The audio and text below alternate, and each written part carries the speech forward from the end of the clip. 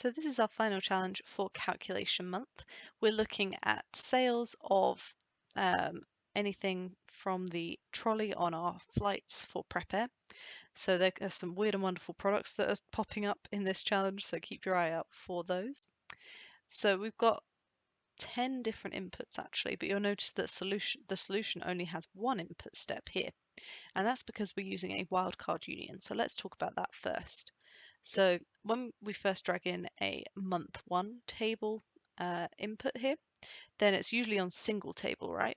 But if we change it to be wildcard union, then it allows us to stack all these different tables on top of each other, all these different sheets, if you like.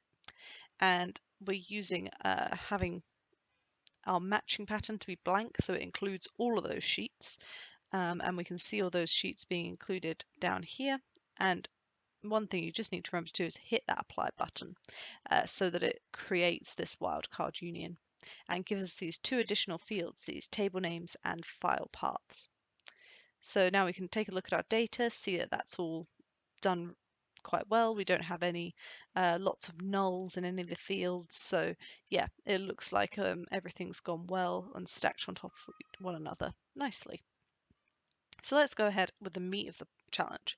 So we want to create ourselves a date field.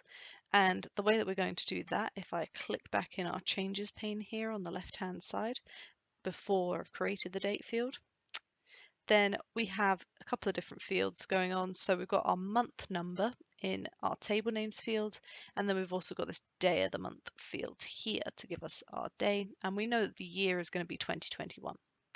So to get this into just returning the month number and not having the word month repeated over and over, the way that I chose to do that was to use the clean functionality here and to remove the letters. And then you can change that to be a number type. So once the letters are removed, then it looks like this. You can see that there is a space before the numbers, but Prep is clever enough to work out how to change that into a number, even if there are some spaces in there.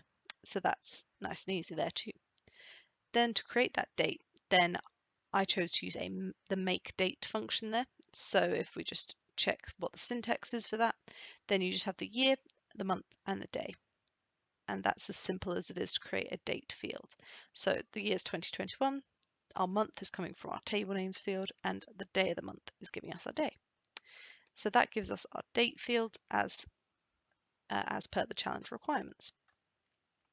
We can then create our new trolley inventory field using this date that we've just created.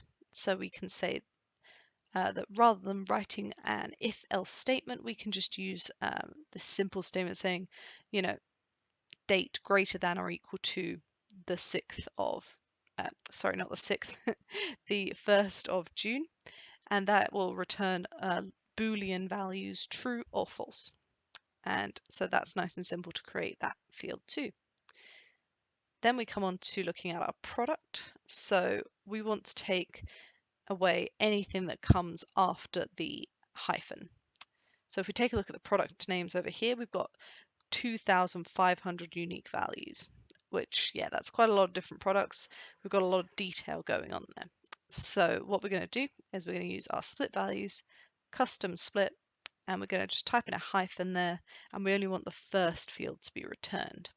And that returns this field here.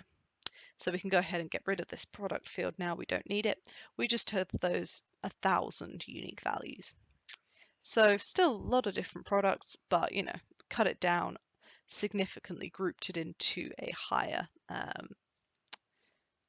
level, if you like. And we can just rename that now to be our product field. So that's all nice and simple too. Now we're looking at our price field next, and we can see that we've got this $sign in there. That means that when we change this to be a number, it actually would just change all of those values to be null, because we've got numbers, we've got full stops, we've got $signs. Prep will struggle to work out how to change that into a number. So we need to give it a little bit of help. So this calculation here, we've got sort of two calculations going on there. So first of all, we're replacing the $sign with nothing, and then we're wrapping that in a float. which means that it'll change it into a number, floating number type. And that's how we now get that field acting as a numeric value. So what's great about that is we can go and work out the average selling price per product. So that's by using a fixed LOD. If you're familiar with those in Tableau Desktop, you could just write the LOD, but it's always great to take advantage of the configuration pane here, I think. So what we're doing is we're taking the price field, we're doing the average, and we're grouping by the product. And we can kind of see the spread of different products and how that price varies. So for some of them, it's quite tight. This 7-Up, they're only two times it's sold, so that's why that's quite a small box whisker plot. Whereas this other product has quite a wide spread. And so, yeah, it's just interesting to be able to see that detail. And of course, the way that you get that configuration pane to pop up in the first place is you come to the price field here and you go to the drop down and you say create calculator field fixed LOD, and that's how you get that to pop out and how we can compute that average selling price. So now I can click on any product and it will give me the average selling price of that product as well as the detail of what each of those products sold for. Now we can work out the variance between the price and the average selling price. So just doing price minus average selling price there in a calculated field, so that now we can actually rank those prices. So again, rank is very similar, where you go to the 3 dots there and do create calculated field rank, and then that will give us this nice pop out here. And we're doing that ranking, we're ranking the variance in descending order. That's important because obviously in the requirements it says that the higher number should have the rank of 1, etc. and so forth. And we're making sure we're grouping by not only the destination but also our new trolley inventory field as well. And after that, all that we need to do is do a little bit of filtering so that only values of 1 to 5 are kept. So you can use the filter option here to do a range of values and change this range of values to be 1 to 5, which I'm not going to impose because I've already got that 1 to 5 filter here. And then all that's left to do is to output that data set.